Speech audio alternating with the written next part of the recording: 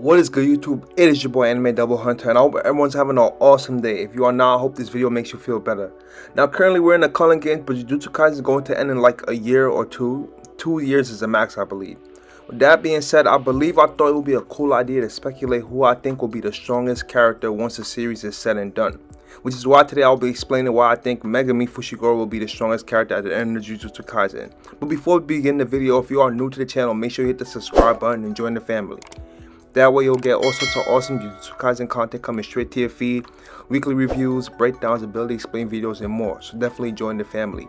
Drop a like if you end up enjoying the video and comment on who you think will be the strongest character at the end of Jujutsu Kaisen. Let's begin. So for starters, Megumi's potential has been acknowledged by several characters who rank in S tier when it comes to strength.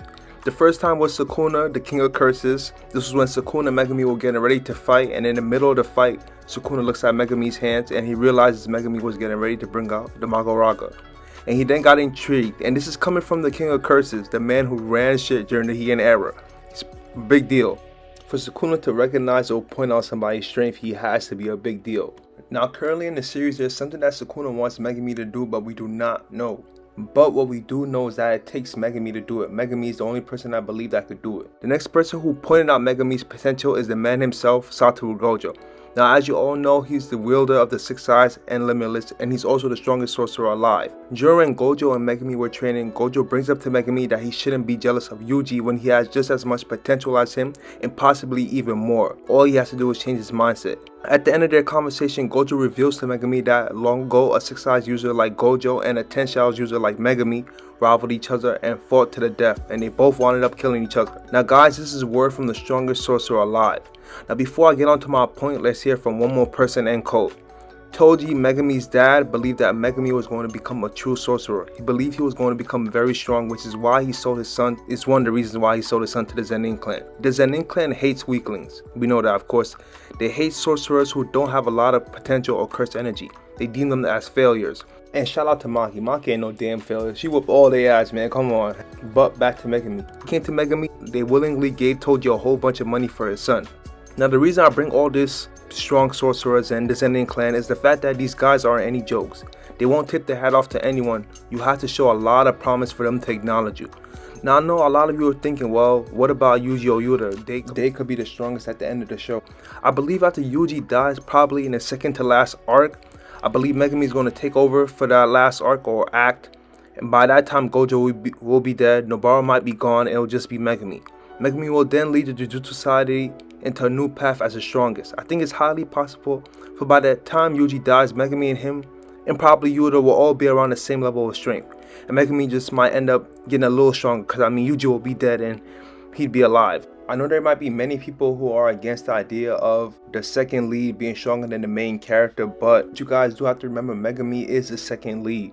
And Yuji's main goal is to die with friends and his loved ones around him. Once Yuji dies, his character arc is going to be finished. He isn't going to be the one to wrap up the story and lead the Jujutsu Society into a new era. It's going to be Megumi. And that will also lead into Megumi's character arc because Megumi wants to do good and help people who deserve to be treated good, you know. With Megumi being the strongest in power, that'll allow him to, you know, help enforce rules and like teach the new generation on like what to do going forward. Now, besides acknowledgement by strong people, Megumi has demonstrated a lot of skill. He has a domain expansion, although it may not be a full one. Once he masters that, he's going to be on another level. He has his Mahoraga, and if he gets that under control, he's going to be a serious problem. I mean, Sukuna with 15 fingers was having a hard time. I mean, he came out with the victory, but it wasn't easy. He had to earn that one. But back to Megumi, his biggest asset is probably his mind. Megumi's a genius. Let's remember how well he was able to figure out Kirara's curse technique. Like there were people in the fandom who were saying Megumi was giving them Hunter x Hunter vibes with the way he was going on with that explanation. And shout out to Togashi, love the dude. But that was pretty impressive based on a little prior knowledge he had before coming into contact with Kirara. And the fact that he was able to come up with a strategy on the fly with that short window of time frame to win, bro, Megumi is a genius. Now Megumi isn't as physically strong as Yuji or Maki, but he's strong enough and his endurance is crazy. Let's remember he was in a tug-of-war match with Dagon, which was draining his stamina by a lot. And even after being in that tug-of-war domain expansion match, he was able to fight Toji, and he will later go on to bring out the Magoraga.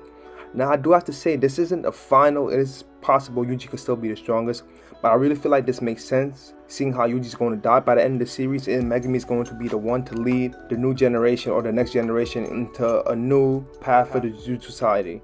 And that'll also be pretty poetic for Toji, seeing how he was deemed a failure and his son ended up becoming the strongest Jujutsu sorcerer alive. Anyways, let me know what you think in the comment section below. I hope you all enjoyed the video. Hit the subscribe button for more content, drop a like, and comment on who you think is going to be the strongest by the end of the show. Thank you if you made it all the way to the end of the video, and you have an awesome day. See you in the next one. Peace.